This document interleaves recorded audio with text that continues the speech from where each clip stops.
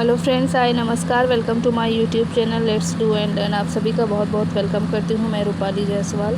और आइए आज हम बात करते हैं बीपीएससी एग्ज़ाम जो टीचर भर्ती परीक्षा है उसके प्रैक्टिस सेट के बारे में। और ये हमारा 7th नंबर का प्रैक्टिस सेट है। तो आप सब हमारी वीडियो को लाइक करें, शेयर करें और चैनल को सब्सक्राइब ज़रूर करें। और बाकी के प्रैक्टिस सेट को भी जाकर आप पढ़ सकते हैं। बहुत ही इम्पोर्टेंट क्वेश्चन हैं। प्रीवियस ईयर आए हुए एग्ज़ाम के क्वेश्चंस भी इसमें बहुत सारे शामिल हैं और एग्ज़ाम के लेवल का ये क्वेश्चन यहाँ पर मैं आप सभी के सामने लेकर आई हूँ। आइए चलते हैं क्वेश्चन नंबर 1 पर। क्वेश्चन नंबर 1 कहता है, प्रथम मगध साम्राज्य का उत्कर्ष किस शताब्दी में हुआ था? पहला ऑप्शन है 4वीं शताब्दी, दूसरा है 6वीं शताब्दी, तीसरा है 2री शताब्दी और चौथा ऑप्शन कहता है 1ली शताब्दी ईसा पूर्व। तो यहाँ पर जो सही उत्तर होगा वो हमारा कौन सा ऑप्शन होगा? तो वो ऑप्शन नंबर बी होगा। ऑप्शन नंबर बी यहाँ पर सही उत्तर होगा, 6वीं शताब्दी। चलते हैं अगले क्वेश्चन की ओर। अगला क्वेश्चन है, पाटलिपुत्र को किस शासक ने सर्वप्रथम अपनी राजधानी बनाई? तो पहला ऑप्शन है चंद्रगुप्त मौर्य, दूसरा ऑप्शन है अशोक महान, तीसरा ऑप्शन है चंद्रगुप्त विक्रमादित्य और चौथा ऑप्शन है कनिष्क। तो इस प्रश्न का जो सही उत्तर होगा ऑप्शन नंबर ए होगा, चंद्रगुप्त मौर्य। ऑप्शन नंबर 1 यहाँ पर सही उत्तर है। आइए चलते हैं अगले प्रश्न की ओर। अगला प्रश्न है हमारा, नालंदा विश्वविद्यालय किस लिए प्रसिद्ध था? नालंदा विश्वविद्यालय किस लिए प्रसिद्ध था? तो पहला ऑप्शन है यहाँ पर चिकित्सा के लिए, दूसरा है तर्कशास्त्र के लिए, तीसरा है धर्म दर्शन के लिए और चौथा है रसायन विज्ञान के लिए। तो ये जो ऑप्शन सही होगा ये होगा हमारा ऑप्शन नंबर 3 यानी बौद्ध धर्म दर्शन के लिए। ऑप्शन नंबर 3 यहाँ पर सही उत्तर होगा। आइए चलते हैं अगले प्रश्न की ओर। अगला प्रश्न है हमारा, बिहार के किस नेता ने महात्मा गांधी के किसान आंदोलन का नेतृत्व किया था? तो किसने नेतृत्व किया था ये आपको बताना है। तो पहला ऑप्शन है यहाँ पर बाबा रामचंद्र, दूसरा ऑप्शन है यहाँ पर डॉक्टर राजेंद्र प्रसाद, तीसरा ऑप्शन है राजकुमार रफ़ी और चौथा ऑप्शन है अहमद किदवई। तो इस प्रश्न का सही उत्तर होगा राजकुमार रफ़ी। ऑप्शन नंबर 3 यहाँ पर सही उत्तर होगा। आइए चलते हैं अगले प्रश्न की ओर। अगला प्रश्न है, जैन धर्म के प्रवर्तक महावीर स्वामी का जन्म कहाँ हुआ था? पहला पिपली वन, दूसरा वैशाली, तीसरा कुंडग्राम, चौथा विक्रमशिला।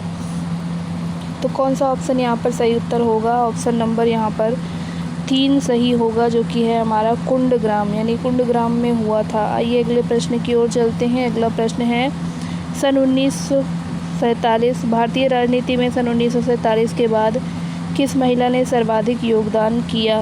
तो पहला ऑप्शन है अरुणा आसफ अली, दूसरा ऑप्शन कहता है कमला रानी सिंह, तीसरा ऑप्शन है तारकेश्वरी सिन्हा, चौथा ऑप्शन है राबड़ी देवी। तो यहाँ पर जो सही उत्तर है वो है अरुणा आसफ अली। ऑप्शन नंबर 1 इस प्रश्न के लिए सही उत्तर होगा। आइए चलते हैं अगले प्रश्न की ओर। अगला प्रश्न है, एक कार बैटरी में प्रयुक्त विद्युत अपघट्य होता है? पहला ऑप्शन हाइड्रोक्लोरिक अम्ल, दूसरा ऑप्शन सल्फ्यूरिक अम्ल, तीसरा ऑप्शन नाइट्रिक अम्ल, चौथा ऑप्शन आसुत जल।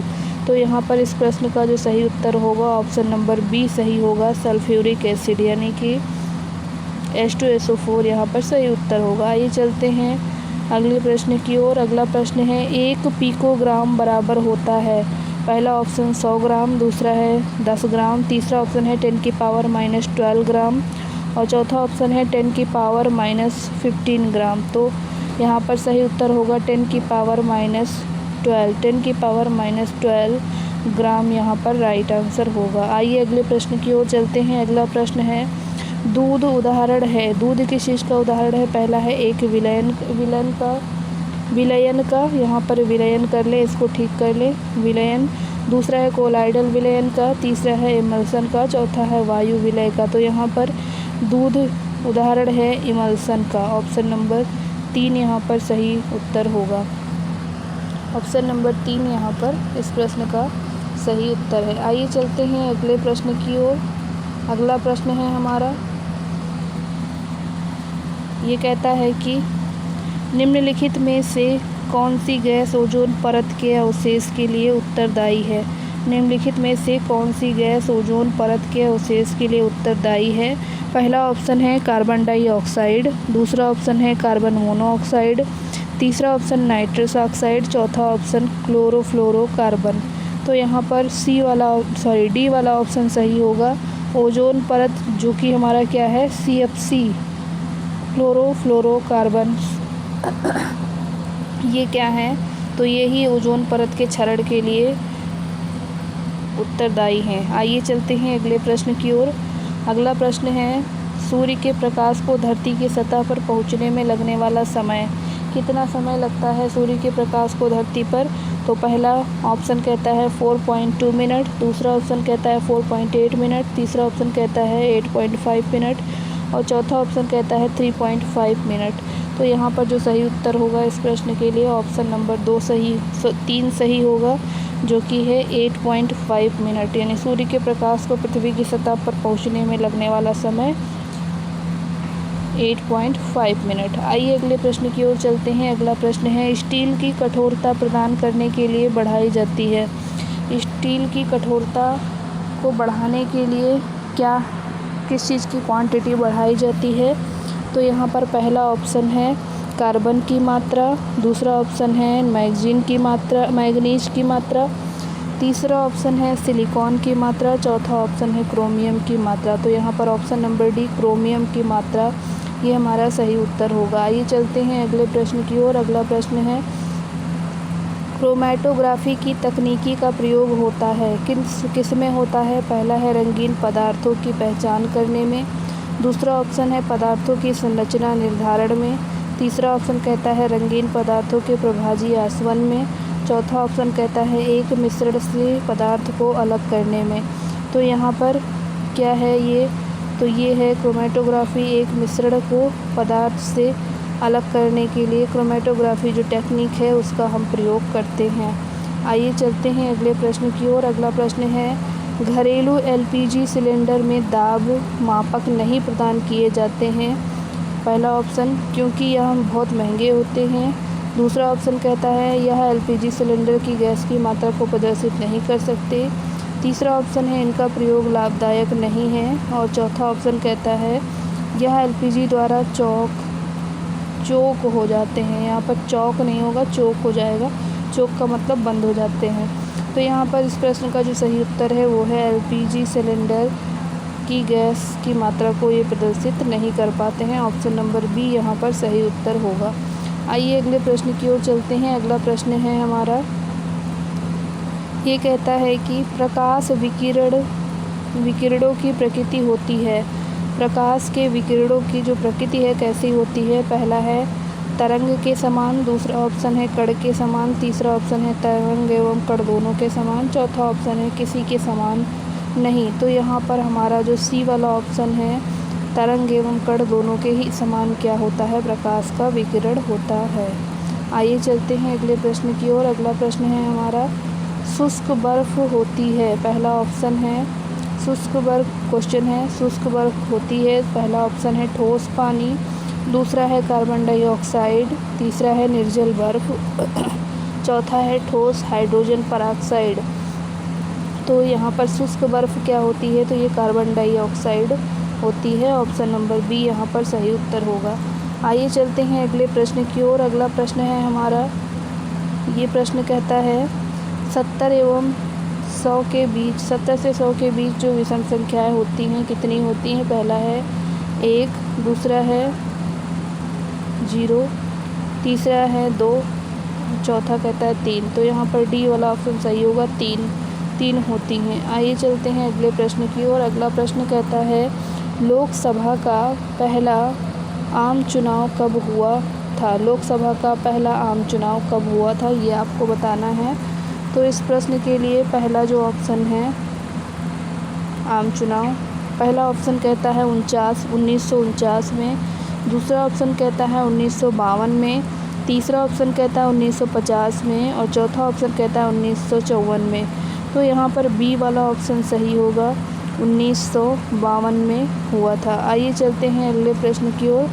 और अगला प्रश्न हमारा कहता है भारतीय संविधान में, अगला क्वेश्चन कहता है भारतीय संविधान में पहला ऑप्शन 300 से अधिक आर्टिकल्स हैं, दूसरा ऑप्शन कहता है 350 आर्टिकल्स हैं, तीसरा ऑप्शन कहता है 400 से अधिक आर्टिकल्स हैं और चौथा ऑप्शन कहता है 500 आर्टिकल्स हैं। तो यहाँ पर बी वाला ऑप्शन सही होगा। 350 आर्टिकल्स हैं। कितने आर्टिकल हैं? तो भारतीय संविधान में कुल 350 आर्टिकल हैं, अनुच्छेद हैं। आइए अगले प्रश्न की ओर चलते हैं। अगला प्रश्न है हमारा, भारतीय संविधान की प्रस्तावना में भारत को किस रूप में घोषित किया गया है? भारतीय संविधान की प्रस्तावना में भारत को किस रूप में घोषित किया गया है? पहला ऑप्शन है एक सार्वभौमिक प्रजातांत्रिक गणतंत्र। दूसरा ऑप्शन है एक समाजवादी प्रजातांत्रिक गणतंत्र। तीसरा ऑप्शन है एक प्रभुत्व संपन्न समाजवादी धर्मनिरपेक्ष प्रजातांत्रिक गणतंत्र। चौथा ऑप्शन है इनमें से कोई नहीं। तो यहाँ पर इस प्रश्न का जो सही उत्तर होगा वो होगा ऑप्शन नंबर 3, यानी कि सी वाला ऑप्शन यहाँ पर सही होगा। एक प्रभुत्व संपन्न समाजवादी धर्मनिरपेक्ष प्रजातांत्रिक गणतंत्र, ये वाला ऑप्शन यहाँ पर सही उत्तर होगा। आइए चलते हैं अगले प्रश्न की ओर। अगला प्रश्न है हमारा, निम्न में से कौन सा मूल अधिकार नहीं है? पहला ऑप्शन है संवैधानिक प्रतिकार का अधिकार। दूसरा ऑप्शन कहता है संपत्ति का अधिकार। तीसरा ऑप्शन कहता है शांतिपूर्ण एकत्र होने का अधिकार। और चौथा ऑप्शन कहता है देश भर में आज़ादी के साथ। तो यहाँ पर जो हमारा इस प्रश्न का उत्तर होगा, मूल अधिकार पूछा है, यहाँ पर नहीं है। तो कौन सा मूल अधिकार नहीं है ये हमें बताना है। तो इस प्रश्न के लिए जो हमारा सही उत्तर होगा वो होगा ऑप्शन नंबर बी, संपत्ति का अधिकार यहाँ पर मूल अधिकार नहीं है। ऑप्शन नंबर बी यहाँ पर सही उत्तर होगा। आइए चलते हैं अगले प्रश्न की ओर। अगला प्रश्न है, भारत का पहला पानी बिजली शक्ति केंद्र कहाँ प्रारंभ हुआ? पहला ऑप्शन कहता है पाइकारा में। दूसरा ऑप्शन कहता है कोयना में। तीसरा कहता है भाखड़ा नांगल में। चौथा ऑप्शन कहता है शिव समुद्रम में। तो इसका जो सही उत्तर है वो क्या होगा? तो यहाँ लास्ट ऑप्शन है शिव समुद्रम, ये वाला ऑप्शन सही होगा। आइए अगले प्रश्न की ओर चलते हैं। अगला प्रश्न है हमारा, ये कहता है किस केंद्रीय मंत्री द्वारा डिजिटल भुगतान उत्सव लॉन्च किया गया? तो पहला जो ऑप्शन है अश्विनी वैष्णव। दूसरा ऑप्शन है राजनाथ सिंह। तीसरा ऑप्शन है धर्मेंद्र प्रधान। चौथा ऑप्शन है अमित शाह। तो किसने किया? तो ये किया था अश्विनी वैष्णव। ऑप्शन नंबर 1 यहाँ पर सही उत्तर होगा। आइए चलते हैं अगले प्रश्न की ओर। और अगला प्रश्न है हमारा, दुर्लभ मुद्रा का क्या आशय है? दुर्लभ मुद्रा का आशय उस मुद्रा से है, पहला ऑप्शन है जो वहन करने में बहुत क्या है कठिन। यहाँ वाहन नहीं होगा, मात्रा जो लग गई गलत है, यहाँ वाहन होगा। जो वहन करने में क्या है बहुत कठिन है। दूसरा ऑप्शन है कमाने में बहुत कठिन है। तीसरा ऑप्शन है विकसित देशों का है। और चौथा है विकासशील देशों का है। तो जो दुर्लभ मुद्रा है वो क्या है? विकसित देशों का है। ऑप्शन नंबर सी यहाँ पर सही उत्तर होगा। आइए चलते हैं अगले प्रश्न की ओर। अगला प्रश्न है, ये कहता है नाबार्ड उधार देता है। तो नाबार्ड किसको उधार देता है ये पूछना चाह रहे हैं। तो पहला जो ऑप्शन है वो है किसी व्यक्ति को। दूसरा है ग्रामीण विकास की संस्थाओं को। तीसरा ऑप्शन है कृषि एवं ग्रामीण विकास के बैंकों को। और चौथा ऑप्शन है कृषि के लिए राज्य सरकारों को। तो ये किसके लिए देते हैं? तो यहाँ पर जो ऑप्शन नंबर 3 है वो क्या है कि कृषि एवं ग्रामीण विकास के बैंकों को ये देते हैं। ऑप्शन नंबर यहाँ पर 3 सही उत्तर होगा। आइए अगले प्रश्न की ओर चलते हैं। अगला प्रश्न है हमारा, WTO का अस्तित्व कब आया? तो ये कब आया? पहला ऑप्शन कहता है जनवरी 1994। दूसरा ऑप्शन कहता है जनवरी 1995। थर्ड ऑप्शन कहता है जनवरी 1996। और फोर्थ कहता है जनवरी 1997। तो यहाँ पर इस प्रश्न का जो सही उत्तर होगा जनवरी 1995, 95। ऑप्शन नंबर बी यहाँ सही उत्तर होगा। अगले प्रश्न की ओर चलते हैं। अगला प्रश्न है हमारा, विश्व व्यापार संगठन का प्रथम अध्यक्ष कौन थे? विश्व व्यापार संगठन के प्रथम अध्यक्ष कौन थे? पहला है आर्थर डांकेल। दूसरा ऑप्शन कहता है पीटर सदरलैंड। तीसरा ऑप्शन कहता है रूनेटो रुगेरियो। चौथा ऑप्शन कहता है बुतरस घाली होगा यहाँ पर, घाली, इसको आप ठीक कर लें, घाली। तो ये हमारा कौन सा ऑप्शन यहाँ पर सही होगा? विश्व व्यापार संगठन के आपको क्या बताने हैं? तो अध्यक्ष बनाने हैं। तो विश्व व्यापार संगठन के अध्यक्ष कौन हैं यहाँ पर? तो ऑप्शन नंबर बी यहाँ पर सही उत्तर होगा, जो कि हैं हमारे कौन? तो ये हैं पीटर सदरलैंड। आइए अगले प्रश्न की ओर चलते हैं। अगला प्रश्न है, भारत के योजना अवकाश होना ही चाहिए। पहला ऑप्शन 1964 से 69, दूसरा ऑप्शन 1966 से 1969 और तीसरा ऑप्शन 1974 से 79 तक और 1976 से 1979 तक। तो यहाँ पर जो सही उत्तर होगा ऑप्शन नंबर बी 1966 से 1969 तक की होगा। आइए अगले प्रश्न की ओर चलते हैं। अगला प्रश्न है, क्षेत्रीय ग्रामीण बैंक को जिसे ग्रामीण बैंकों के रूप में पुकारा जाता है वर्गीकृत है। पहला ऑप्शन भूमि विकास बैंकों के रूप में, दूसरा ऑप्शन कहता है वाणिज्यिक बैंकों की शाखाओं के रूप में, तीसरा ऑप्शन कहता है अनिर्धारित बैंकों से और चौथा ऑप्शन कहता है अनुसूचित वाणिज्यिक बैंकों से। तो यहाँ पर जो सही उत्तर है वो है ऑप्शन नंबर डी, अनुसूचित वाणिज्यिक बैंकों से। ऑप्शन नंबर डी इस प्रश्न का सही उत्तर है। आइए चलते हैं अगले प्रश्न की ओर। अगला प्रश्न है हमारा, पंचवर्षीय योजना का अंतिम अनुमोदन देता है। पंचवर्षीय योजना का अंतिम अनुमोदन कौन देता है? पहला जो ऑप्शन है वह राष्ट्रीय विकास परिषद, दूसरा ऑप्शन है संसद, तीसरा ऑप्शन है योजना आयोग, चौथा ऑप्शन है योजना मंत्रालय। तो इस प्रश्न का जो सही उत्तर है वो होगा राष्ट्रीय विकास परिषद। तो ये ऑप्शन नंबर 1 यहाँ पर सही उत्तर होगा। आइए अगले प्रश्न की ओर चलते हैं। अगला प्रश्न है, योजना आयोग है तो योजना आयोग क्या है? पहला ऑप्शन तदर्थ निकाय है, दूसरा ऑप्शन संवैधानिक निकाय है, तीसरा ऑप्शन असंवैधानिक निकाय है, चौथा ऑप्शन इनमें से कोई नहीं। तो इस प्रश्न का जो सही उत्तर होगा वो क्या है? योजना आयोग असंवैधानिक निकाय है। ऑप्शन नंबर सी यहाँ पर सही उत्तर होगा। आइए अगले प्रश्न की ओर चलते हैं। अगला प्रश्न है, किस देश ने 2027 के फुटबॉल एशियाई कप की मेज़बानी करने की घोषणा की है? पहला ऑप्शन ब्राज़ील, दूसरा ऑप्शन सऊदी अरब, तीसरा ऑप्शन इंडिया, चौथा है ऑस्ट्रेलिया। तो यहाँ पर कौन सा सही उत्तर होगा? आइए चलते हैं, ऑप्शन कौन सा सही है? ऑप्शन नंबर बी यहाँ पर सही होगा, सऊदी अरब। ऑप्शन बी सऊदी अरब यहाँ पर राइट आंसर होगा। आइए अगले प्रश्न की ओर चलते हैं। अगला प्रश्न है, निम्न नदियों में से सबसे अधिक नदी पथ परिवर्तित करती है, यानी सबसे ज़्यादा रास्ता बदलने वाली नदी कौन सी है? पहला ऑप्शन सोन नदी, दूसरा ऑप्शन गंडक नदी, तीसरा है कोसी नदी, चौथा है गंगा नदी। तो यहाँ पर जो बिहार की कोसी नदी है ये क्या है? सबसे ज़्यादा रास्ता बदलने वाली नदी है। अगले प्रश्न की ओर चलते हैं। अगला प्रश्न है, पट अंचल अवस्थित है, कहाँ पर है ये? पहला ऑप्शन बिहार, दूसरा ऑप्शन झारखंड, तीसरा है मध्य प्रदेश, चौथा है मेघालय। तो ये कहाँ पर है? तो यहाँ पर बी ऑप्शन यानी झारखंड में है ये। ऑप्शन नंबर बी यहाँ पर सही उत्तर होगा। आइए अगले प्रश्न की ओर चलते हैं। भारत का सबसे बड़ा कपास उत्पादक है, कौन सा राज्य है जो कपास को ज़्यादा उत्पादन करता है? पहला है महाराष्ट्र, दूसरा है गुजरात, तीसरा है पंजाब, चौथा है हरियाणा।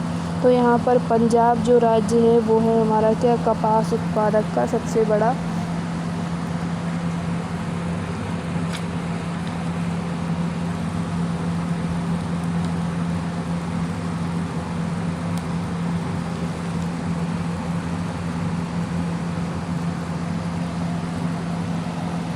आइए अगले प्रश्न की ओर चलते हैं। अगला प्रश्न है हमारा प्रश्न नंबरिंग नहीं डली हुई है गाइस। आइए चलते हैं प्रश्न की ओर। पुराना बिहार का कितना प्रतिशत जमीन लेकर झारखंड राज्य बना है? तो यहाँ पर कितना प्रतिशत लेकर झारखंड बना है तो ये आपको बताना है। तो पहला जो पॉइंट है वो है हमारा क्या? तो ये कहता है, यहाँ पर ये गलत प्रिंट हो गया है, आप इसको ठीक कर लें। कितना पुराना बिहार का कितना प्रतिशत कितना प्रतिशत ज़मीन लेकर झारखंड राज्य बना है?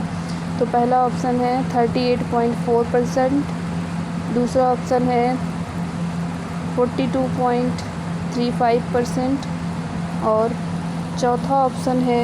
तीसरा ऑप्शन है 45.85% और फोर्थ ऑप्शन है 51.72%। तो यहाँ पर बी वाला उत्तर यानी 42.35% यहाँ पर राइट आंसर होगा। आइए अगले प्रश्न की ओर चलते हैं। अगला प्रश्न है हमारा, कौन सी नदी भ्रंश द्रोणी से होकर बहती है? पहला है नर्मदा, दूसरा है सोन नदी, तीसरा गोदावरी, चौथा है कावेरी। तो यहाँ पर भ्रंश द्रोणी नदी जो है वो कौन सी है? तो ये नर्मदा नदी है। Option number 1 is the right answer for the question. Now the question, next question, Son Narmada Mahanadi कहाँ से निकलती है? सोन, तो ये पहला ऑप्शन है पलामू पहाड़ी से, दूसरा है अमरकंटक से, तीसरा है पूर्व घाट से, चौथा है अरावली से। जो सोन नदी जो है वो हमारी कहाँ से निकलती है? तो ये आपको बताना है। यहाँ पर जो सही उत्तर है वो है हमारा ऑप्शन नंबर बी, अमरकंटक से। सोन नदी कहाँ से निकलती है? तो ये अमरकंटक से होकर निकलती है। आइए अगले प्रश्न की ओर चलते हैं। पाराद्वीप अवस्थित है। पाराद्वीप कहाँ स्थित है? पहला ऑप्शन केरल में, दूसरा महाराष्ट्र में, तीसरा उड़ीसा में, चौथा आंध्र प्रदेश में। तो पाराद्वीप जो है वो कहाँ स्थित है? ऑप्शन नंबर सी यहाँ पर सही उत्तर होगा, उड़ीसा में। आइए अगले प्रश्न की ओर चलते हैं। अगला प्रश्न है, बिहार के निम्न जिले में सबसे बड़ा जिला बताना है। पहला है पटना, दूसरा दया, तीसरा दरभंगा, चौथा समस्तीपुर। जिला पूछा है तो यहाँ पर आपका कौन सा जिला है? गया जिला। गया जिला क्या है? सबसे बड़ा, सबसे गर्म जिला है, तो आप इसको ध्यान रखिएगा, और सबसे ठंडा भी जिला है। आइए अगले प्रश्न की ओर चलते हैं। हीराकुंड बांध तैयार किया है, किस पर बना है हीराकुंड बांध? पहला है नर्मदा, दूसरा महानदी, तीसरा हमारा है गोदावरी, चौथा है चंबल पर। तो ये किस पे बना है? तो ये बना है महानदी पर। हीराकुंड बांध महानदी पर बना हुआ है। अगला प्रश्न चलते हैं। अगले प्रश्न पर, झारखंड राज्य कब स्थापित हुआ? पहला ऑप्शन 1997, दूसरा ऑप्शन 1998, तीसरा ऑप्शन 1999, चौथा ऑप्शन 2000। तो ये कब हुआ? तो ये 2000 में हुआ था। ऑप्शन नंबर डी यहाँ पर सही उत्तर है। आपको ये प्रश्न की सीरीज़ कैसी लगी? आप सब हमें कमेंट बॉक्स में कमेंट करके ज़रूर बताएं, और ऐसी ही वीडियोस के लिए, प्रैक्टिस सेट्स के लिए, नोट्स के लिए आप हमारे यूट्यूब चैनल को सब्सक्राइब करना ना भूलें। Thank you for watching. नमस्कार, जय हिंद।